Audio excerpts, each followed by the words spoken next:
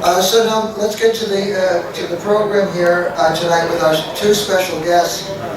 Lou Dubuque, who is Executive Vice President of the New York State Builders. Lou and I were talking. It seems like I've known this gentleman, and I say this in the fullest sense of the word. You know, I never prepare these things, so either I fall flat on my face or I do a good job. I don't think there's nothing in between.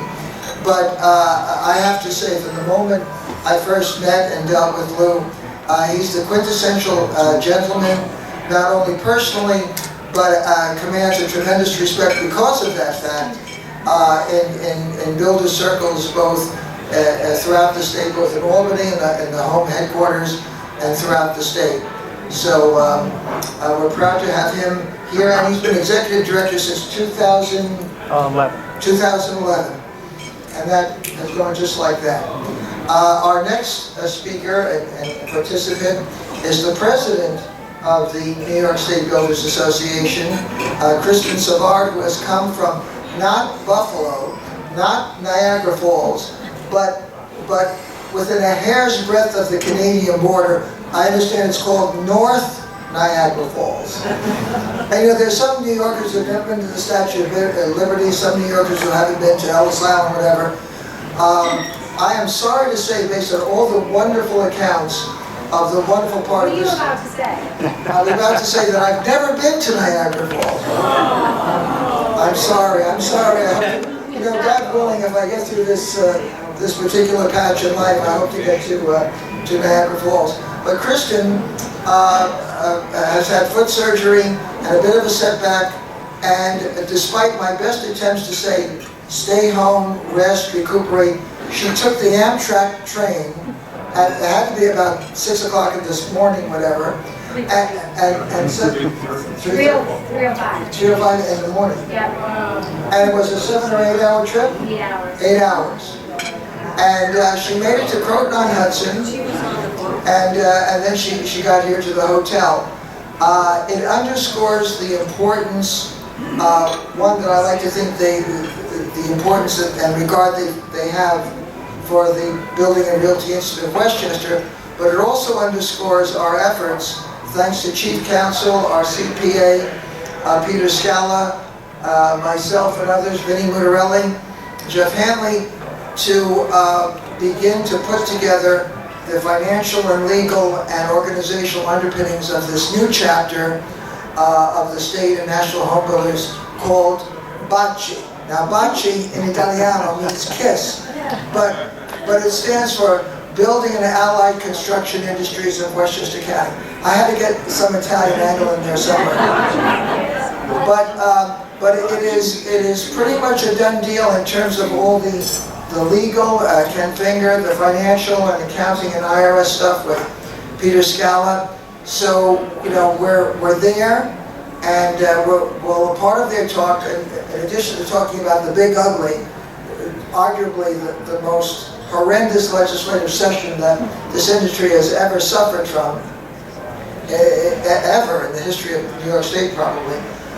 In addition to that, we will also talk about, you know, the procedure to begin to get this chapter up and running. So enough of the intros, but it's my pleasure to welcome two wonderful people and the hope that we work together ongoing in the years in the future. Lou Dubuque, Kristin, I'll leave it up to you who goes first. All right, thanks, Alan.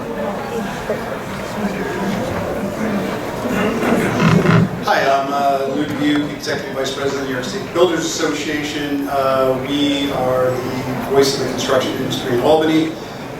We have local HBAs from Long Island all the way out to Niagara Falls, except in Westchester County, but as Albert said, that's about to change. Before I get into discussing the last legislative session, I would be remiss if I didn't thank Albert for welcoming us here. He's been, we've been focused ever since I came on, just getting some sort of connection with Westchester County. And Albert could not have been more welcoming and more open to us, and as helpful as I could ever ask for.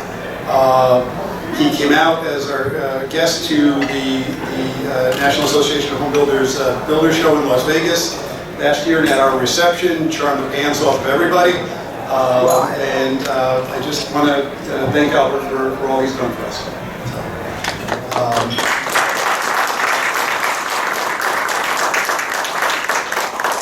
With that, I'll get to the topic of the day. Before I was the Executive Vice President, I was the Government Affairs person for NYSBA, and that was 2009, 2010. And up until last year, that was the worst legislative session we've ever dealt with. That was the last time that the Democrats had control of the state Senate.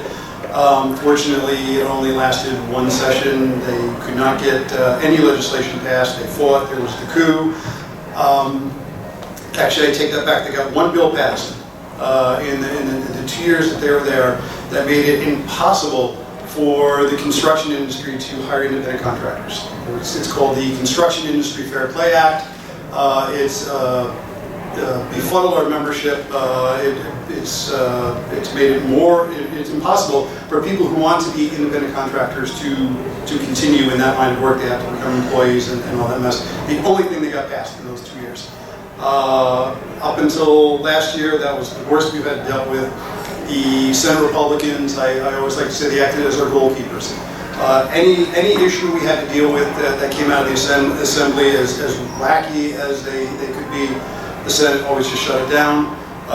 We make a call I'll give you an example. At the end of the 2017 session, we had a bill that was going to go through the legislature that would have condo equalization rate, that basically would have wiped out any tax difference that you had for owning a condo.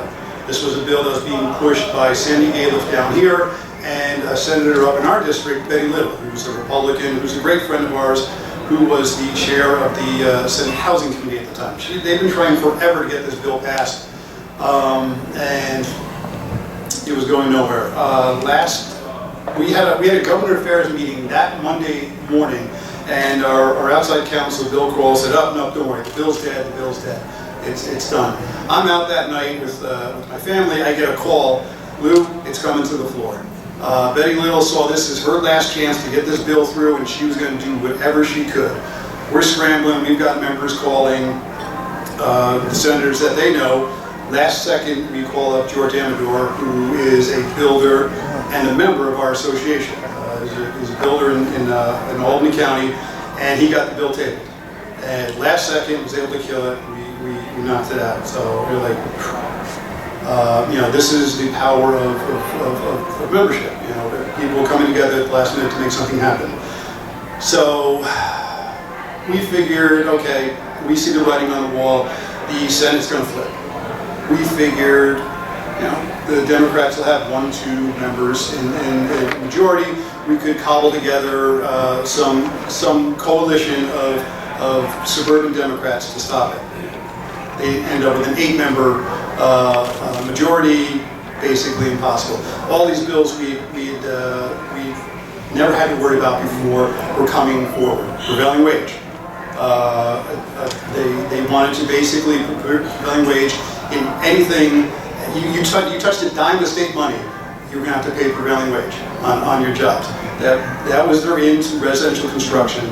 First day of the session last year, we're in Albany, and the unions are at the Capitol handing out flyers, prevailing wage now, prevailing wage now. We were like, whoa. We put together a coalition with like-minded groups, Business Council, NFIB, Unshackle Upstate, Farm Bureau of all groups. And we put together a PR campaign that pretty much kept it under wraps, kept it out of the budget, which was our big focus at the time. And we thought we had it done, but nope, Senate pushing it, it's going to go through.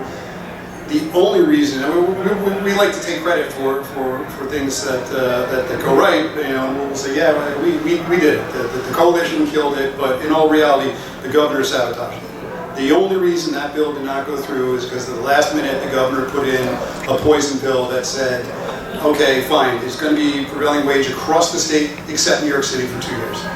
And everyone went nuts. Our side said, that's the one area in the state that's actually doing well, you're going to take them off the list. That's ridiculous. The Democrats, everyone went nuts, the bill died. We think that that was deliberate on the governor's part. He did not want the bill to go through. So, that was it. Another issue we dealt with was the Climate Leadership and Community Protection Act. Basically what that is that's the governor's climate coalition. The national version is the new Green Deal. They basically want the state by 2050 to be 85% carbon neutral, whatever the hell that means. Our concern is that they're going to want to create a more stringent energy code. Anyone building right now will tell you this energy code and this residential code could not be any more stringent. Our members are building the most energy efficient houses in probably the country, outside maybe California. So the only way they're going to do this is they're going to put an arrow on the back of residential construction and say you need to be even more clean. So this is an issue that we're going to be fighting. We are working to get members of our association on the subcommittees that they create to help stop that. The only thing that we think that can stop it is the governor put in place that if the PSC sees 10 years down the road that this is not working, that they can just shut it down. But once that ball is rolling, we don't know if that's actually going to be the case. Another issue that we've dealt with this year, and everyone here all knows about because this is probably your #1 issue, is rent control. Rent control had always been just a New York City issue until this group of legislators came in, and this is the progressive wave pushed through that it's got to be statewide now. It wasn't into the last week of session. This was something that blew my mind. I've never seen this before. Usually, when anything controversial happens, it goes down to the last week, maybe the last day. They stay over 2 extra days, and it is one massive bill called the Big Ugly, where they just throw everything in there, and legislators don't even read the bill. They send out. This was passed 2 weeks before the session ended. The governor basically just sat on the sidelines and said, Assembly, Senate, you work out a bill, I'll sign it. No involvement at all. He just threw his hands up and then walked away. So now we have statewide rent control at a time when the housing market is stable, but this is going to be bad news for everyone across the state. We know that BRI is working on a lawsuit, and I've told Ken that we will help in any way we can with that, financially, whatever, we will do what we can to help, because this is an important issue for our members in Albany, as well as Rochester, Buffalo. I think Rochester Assemblyman was one who was pushing this bill. So we will do everything we can there. 2 bills that we were able to stop, again, was the condo tax equalization, which I discussed. The Senate never took the bill up, so that was an easy lift for us. And wetland over-regulation. Basically, there's a bill that your senator, Senator Mayer, down here, is pushing along with Assemblyman Engelbright from Long Island, that would move that the DEC could regulate, the way it's set up now, they can regulate a wetland 12.4 acres. That's as low as 12.4 acres. They want to move the law down to 1 acre, which with 1 acre with a buffer zone means you're not building anywhere in New York. So we've done a good job of keeping that out. I remember going back to that 2009 session, they had the Dems had a new Senator Thompson from Buffalo, who was the chair of the NCON committee. He came to us and said, listen, I'm excited about this bill. I want you guys to help me. I want to pass it on Arbor Day. And you understand we opposed the bill, correct? A week later, we got a call from him and say, why haven't you paid me yet? Looking for money for his fundraisers. So that was the way that legislature ran. We've got a tough year ahead of us again. A lot of these bills are going to be coming back.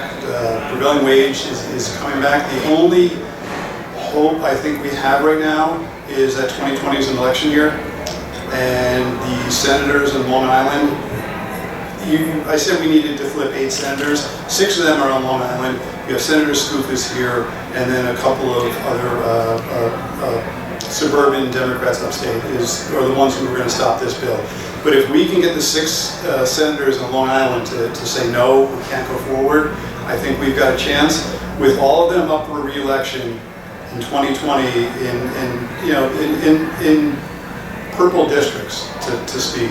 I don't know if they're going to want to go forward with something like that when they have to run for re-election. 2021, all bets are off. So with that, I've talked for way too long. I'll let Kristin come up, but I just wanted to thank everyone again for having us here tonight.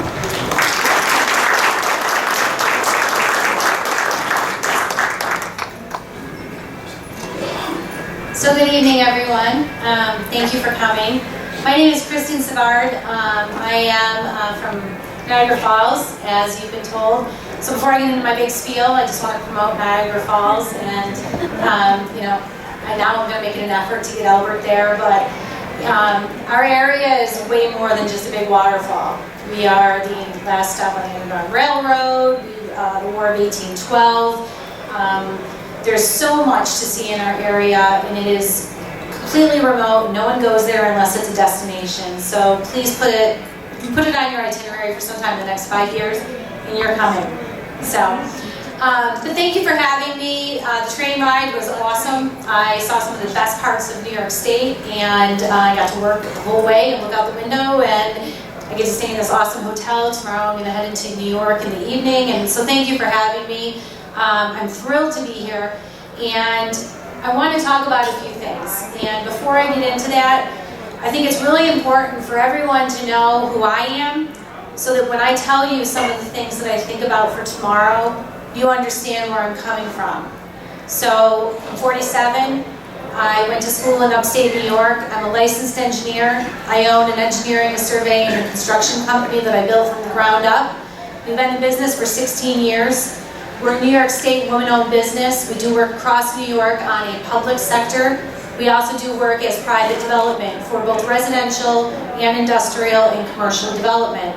So we see things from multiple viewpoints. I have 3 sons at home, so I have a life. I have kids going to college. I have kids in junior high. And it's very important. I'm my kids' football team mom. The reason I tell you all of this is because if our industry can't embrace people like me, our industry is going to dry up. We need to find a way to continue doing what's been done for the past 200 years in our country, but do it at the pace that tomorrow is setting. And I believe that I am the president of the New York State Builders because 8 years ago when I started on this ladder, the people that were above me identified that this is where we were headed. And they were spot on. And so with Lou's help and with my past president, Eric, and the people that came before me, we identified that our state in the next 5 to 10 years is going to be in a crisis. We need to take advantage of the opportunities in front of us, the people that are put before us, and we need to fix some of these problems. How do we do that? That's the big question. We all find that we all have limited time and limited money, so where are we going to put that time and where are we going to put that money? You obviously have chosen BRI. Well, the next logical step is to embrace what NYSBA has to offer and what our association has to offer. I clearly couldn't talk as well about all these issues as Lou. This is what Lou does. We pay him to do what he is good at so that I have the time and the mental freedom to do what I'm good at so I can make money, build my company, and have something to pass on to my kids. That's why Lou talked about the issues today, because that's what he does. And that's what we do at NYSBA. We are made up of entities that all represent the construction industry. It could be the bankers, it could be the realtors, it could be the contractors, it could be the utility people, it could be government officials, you name it.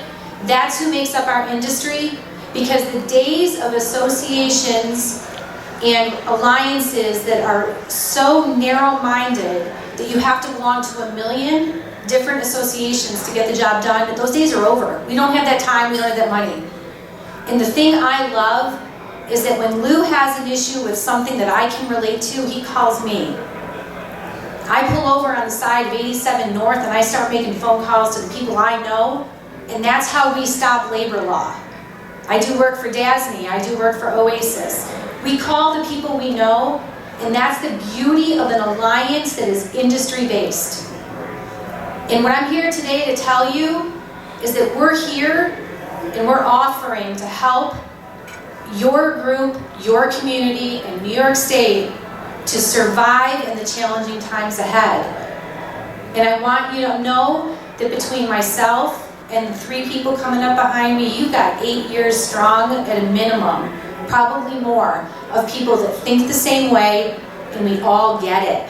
We all are here to reach out to our politicians, to make the most of legislative sessions, to make the most of relationships, and we all understand that construction is the backbone of New York State. And without construction and without educating our politicians of what their role is and what their responsibility is, we're kind of screwed. I mean, and that really is the way it is. So I'm here tonight, Lou's here tonight, we've got Albert, we've got Vinny, we've got Jeff, we've got Ken. They're your local people. Whatever the problem is, if you're in this association and you're in this industry and you're having a problem, give it a shot. Ask the question and see if they can help. And if they can't help, hopefully they can reach out to someone who can. Because that's what we're all here for. It's the bond that brings us all together. So tomorrow we're hopefully going to be available for you tomorrow morning for a breakfast, tomorrow afternoon for a lunch. I'm here because the train was sold out and I can't go home. So I'm here till Saturday morning, not such a bad thing. With 3 boys at home, I'm welcoming the bed to myself and everything. But we'll be here tomorrow, and this is my passion. This is what I love. So please take advantage of what's being offered to you, whether it's PRI, whether it's NYSBA, whether it's your local, whether it's the professionals around you. We have meetings at NYSBA that are coming up in October. We have a meeting at the end of the month, I think it's October 30th in Tarrytown. It's not that far away. And I promise you, if you can find time to go to the NYSBA meeting in Tarrytown, you will leave that meeting with renewed energy. People always ask me, my God, you've got so much going on. Why do you do these NYSBA things? Because these NYSBA things give me a shot of energy. I spend time with people who get it. I spend time with people who help me be a better engineer and a better contractor. And I spend time with people who are feeling the same pain that I have. We're the AA of contractors, right? So please think about looking into the Tarrytown meeting. And also I encourage you to reach out to the people that you have locally that represent you.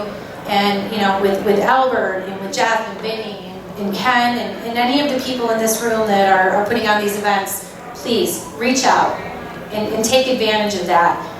The last thing I want to leave you with, which I leave all my meetings with, between January and June of this year, I visited all the locals across New York State, for the most part, I think. Right, Lou? Yeah. The one common denominator that all the locals had is the lack of youth. And when I look around the room, even though you guys, this meeting itself is not originated as a NYSBA meeting, you represent the NYSBA and you represent the construction industry. I'm scared about the lack of youth.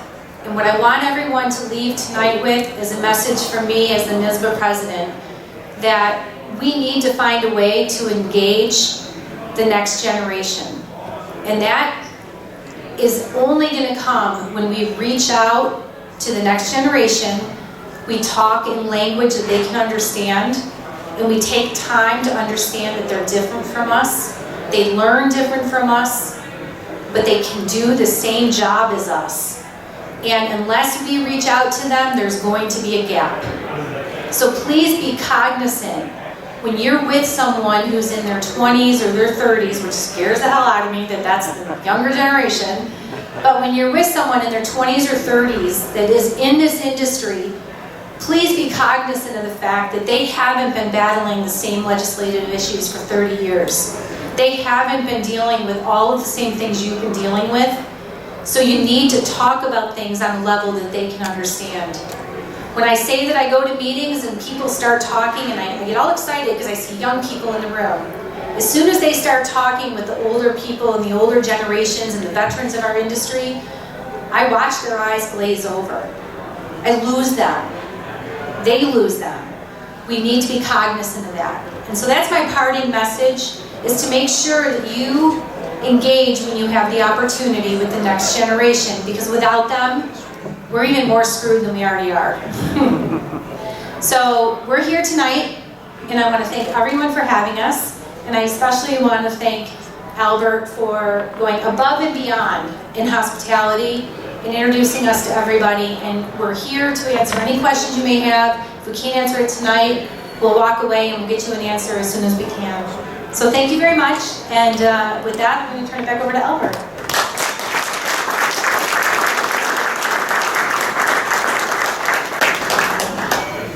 I'm going to ask my colleague Jeff Hanley to come up here because this afternoon I had a very impromptu thought that I'm going to try to execute this evening in the wake of our two speakers and what they've said. So Jeff, if you wouldn't mind joining me at the dais. The breakfast and lunch meetings that Kristin had really proffered to us as an opportunity to meet more one-on-one and discuss issues more in depth, and also discuss the benefits of being a part of this new chapter with the state and national home builders. The breakfast meeting will be here 8:30. I aired on the time 8:30 to 10, and then the lunch is 1 to 2:30. So we had both time slots available thanks to the availability of Kristin, but also for those who could not make the one could make the other. And so we sent out the clarion call to the 4 major divisions of our total of 7 in the BRI that would be the logical direct audience and for membership in the state and national home builders. We sent out notices to the directors and chairs of the Home Builders Council, the Commercial Builders Council, the Remodelers Council, and the Supplier and Service Firms and Professionals Council. So, which is not to say that if you're a member of our condo co-op, apartment building owner, or property management councils, that you would be precluded from joining. But we wanted to get the core group together to see, engage them in a conversation, not only as to a more focused discussion of the issues, but also on the benefits of membership. So again, breakfast 8:30 to 10, or lunch here 1 to 2:30. So I'm going to ask Jeff to join me. And this is not putting you on the spot. This is really, we're going to hand out cards. For those, oh, and by the way, what we're doing as an introductory offer, just to begin to grow this group, which I think is very important to the future growth of the industry, is dues are a composite of dues owed to the state, Builders Association, and the national. So those builder, developer, major contractors out there who are already members of the BRI at $500 per annum, all we would do is to charge just the amount that's owed to the state and national, no premium. And by the way, throughout the state, and Lou and Kristin have been very, very generous with the information, the dues vary widely amongst the 18 or 19 chapters throughout New York State, depending on how big they are and how much of a premium they put over and above the basic dues that go to the state and national.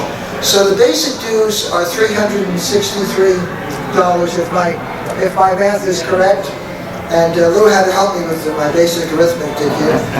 But so if you are a supplier or service firm and you're already paying $365 to the BRI for your annual membership, we like to say $1 a day, then all you would need to do is to join the state and national is to pay the $63. The same thing with the builders. $500 of your annual dues, which statewide is pretty reasonable, and then to be a member of this new chapter, it would be the same $363 that would go to the state and national. We don't put anything above that because we're interested in getting this started, getting the group together, and working synergistically with with the BRI and the Builders Institute and its various component groups. So I have green cards here. For those who have just heard our speakers and heard the introductory membership amount of $363 per year, I have green cards here. I'm going to ask Jeff, anybody who would like to join, just supply your information here and we will get you the proper forms to join. So Jeff will have the green cards. Now, I being a more cautious fellow, you know, the joke at home is, my wife is the optimist. You know, she sees the glass half full, and I always see the glass empty or near empty or something, or half empty. But so I'm a bit of a cautious fellow. So I have yellow cards here for anyone who likes what they hear but would like to have more information about the state and national.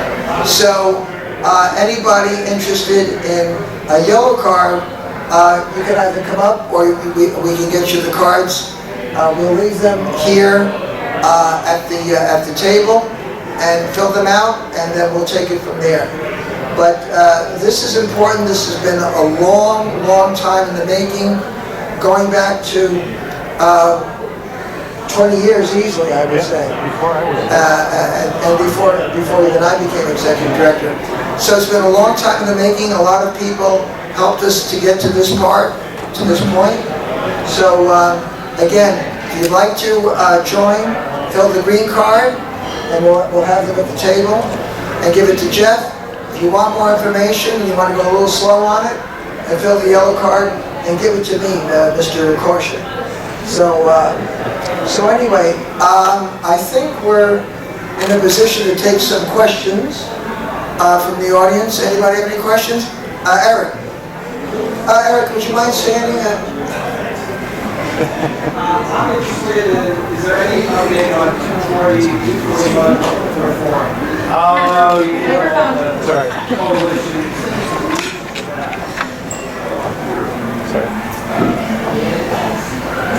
The coalition is still together. There is no movement on the bill. We had hoped that would be a leverage point in with the prevailing wage bill, but we're still in standby mode on that. We just, I mean, we're still in the process of getting a Senate sponsor with the turnover, so it's still in limbo right now. So. Caesar.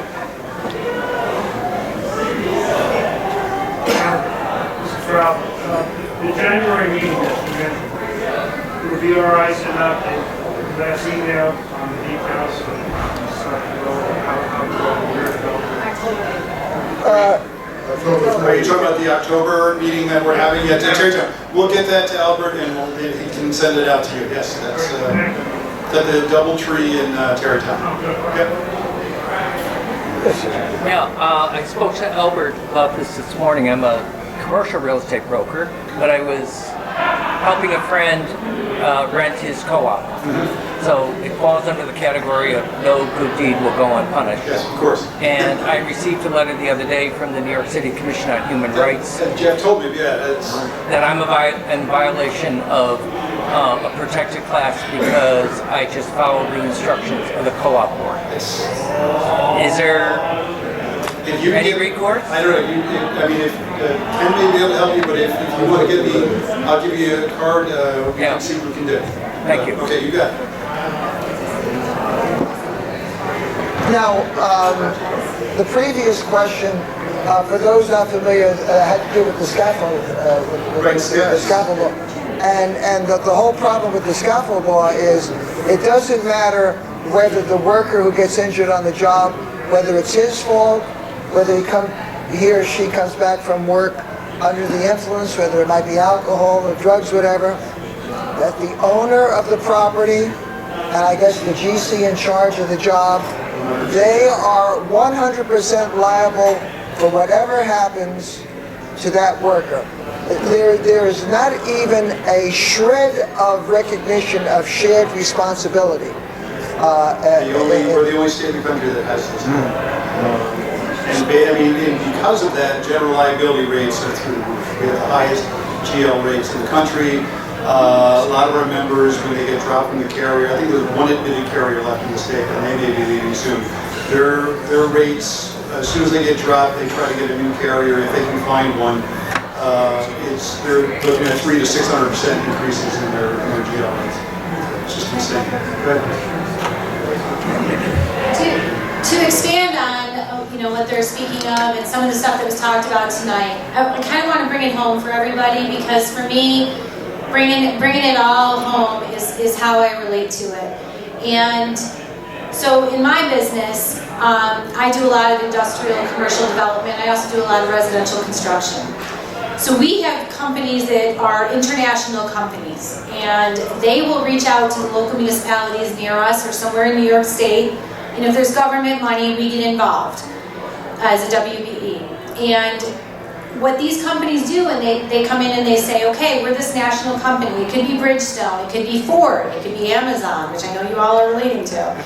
It could be any of these big companies, but they come to us because we're recommended to them, and they say, we need a piece of property.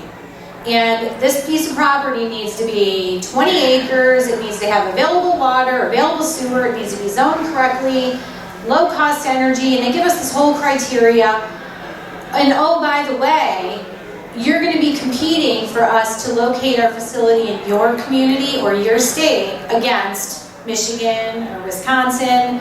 And it's not uncommon. I just wrapped up a battle between us, Wisconsin, and Beijing. Whoever got the job approved and could guarantee CO by their date to be up and operating, they were getting the job. So what does that mean? The job was 90 jobs, full-time, at $100,000 or more. In Western New York, that is astronomical, and we want it all day long. So what that means is, all the things they're talking about, that jacks up our construction costs as a state and as a region, where we're not competitive. So you guys aren't building houses, and you guys aren't building the supporting commercial industry if we can't get those big businesses here. So that's the kind of thing to think about. So although I deal with site work where it's the foundation's out, I need to know what's going on the helm, because that's the stuff that affects my business. So if you're a remodeler, you might look at me and go, I have nothing to do with what you're talking about. Well, you do. Because if we're not building it, you're not remodeling it in 10 years. And that's why all of these things are so important. And although I don't have a clue about some of the stuff Lou talks about, I need to know what he's talking about. Not because I'm the president of the association, but because I'm a vested business person in New York State. And that's the thing you all need to think about, is they're looking out for us. They're the watchdogs, and they make sure that this stuff doesn't stop our construction. Whether it's wetlands, whether it's labor law, whether it's the scaffold law, whether it's the condo bill, all of that stuff changes the construction cost. If you go back and you look at what a square foot cost you to build 10 years ago, and you look what it costs to build that today, and you compare the end product to the average layperson who's going to stand in that room and look around, is the product that you're building today any different than it was 10 years ago? Probably not. But how much more expensive is it? That's because of the stuff that we need to stop today. So just think about that, okay? So. We have time for a couple more questions. If, since we're talking about our association, our federation, I never even mentioned the National Association of Home Builders, which is the third leg or three-legged stool. What they do in Washington is just, it's incredible. Every time we go down each year for our LegCon, we meet with all the Congress members from across the state. We have the top, most respected lobbyists on Capitol Hill working for us. Big issue that's coming, that just is coming down this week, is waters of the United States. Is an issue that affects a lot of our members. It's about to get struck down in New York State. 18 states across the country had to follow that Obama-era regulation. It's getting struck down, and that's single-handedly because of our National Association of Home Builders working with the current administration. So when we send you information about being a part of a federation, I will send you, we've got this great brochure about how much money the National Association has saved our members every year. And it's just, it's an incredible, incredible job you're doing in Washington. All right, so listen, thank you all for coming out and this evening, and we'll pick up the discussion next month in discussing with Jeff the remaining 2 months, October and November. Actually, it was Jeff's suggestion. We had a terrific panel about maybe a year and a half, 2 years ago, on the critical need for skilled labor in the construction industry. And we had people from BOCES, we had people from Mid-Hudson Patterns of Progress. We had a couple of our own home builders talking about the importance of educating the youth, the up-and-coming youth, in the construction trades, which is directly pertinent to what the issue that Kristin brought up before. So next month we will be exploring that with another panel, and thanks to Jeff's suggestion. And then in November, we'll probably have kind of an economic wrap-up to a wild and crazy year in the economy, and that will bring us to our annual holiday reception in White Plains on December the 12th. So thanks again for coming out. Safe home, and we'll see you next month. Thanks so much.